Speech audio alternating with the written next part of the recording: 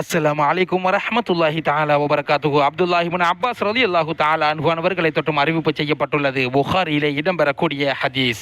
இறை தூதர் நாயகம் ஸல்லல்லாஹு அலைஹி வஸல்லம் அவர்கள் கூறினார்கள், எனக்கு நரகம் எடுத்து காட்டப்பட்டது. அந்த நரகத்திலே அதிகமான பெண்கள் இருப்பதையே நான் பார்த்தேன். அவர்கள் அந்த பெண்கள் மறுப்பாளர்களாக, மறுக்கக்கூடியவர்களாக இருந்தார்கள் என கூறின நேரத்தில் சஹாபா தோழர்கள் கேட்கிறார்கள், அயக்ஃபுர்ன பில்லாஹ், இறைவனை மறுக்கக்கூடியவர்களாக இருந்தார்களா என்று கேட்ட நேரத்தில் இறை தூதர் நாயகம் கூறினார்கள், யக்ஃபுர்னல் அஷீர், தன்னுடைய கணவனை மறுக்கக்கூடியவர்களாக, வயக்ஃபுர்னல் இஹ்சான, தன்னுடைய கணவனினுடைய உபகாரங்களை மறுக்கக்கூடியவர்களாக அவர்கள் இருக்கிறார்கள் என இறை தூதர் நாயகம் கூறிவிட்டு சொன்னார்கள், லவ் அஹ்சன்த இலா இஹ்தாஹுன்ன தஹ்ர, காலமெல்லாம் மனைவிமார்களுக்கு உபகாரம் செய்தாலும், சும்மர் மின்க ஷைஅன், உங்களில் இருந்து அவர்கள் வெறுக்கக்கூடிய ஏதாவது ஒரு செயலை அவர்கள் கண்டால், காலத், அவர்கள்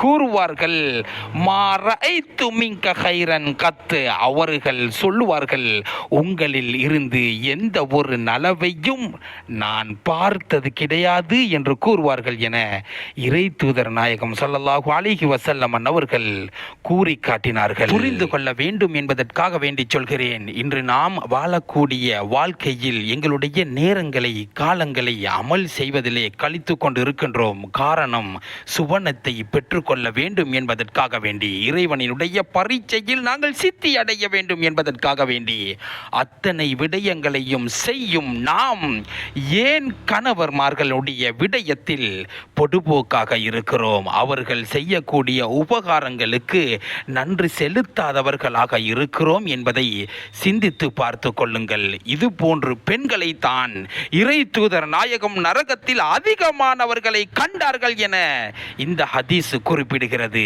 எனவே இதற்கு பின்பாவது உங்களுடைய கணவன்மார்களுக்கு நன்றி செலுத்தக்கூடிய பெண்மணிகளாக மாற வல்ல இறைவன் அருள் புரிவானாக.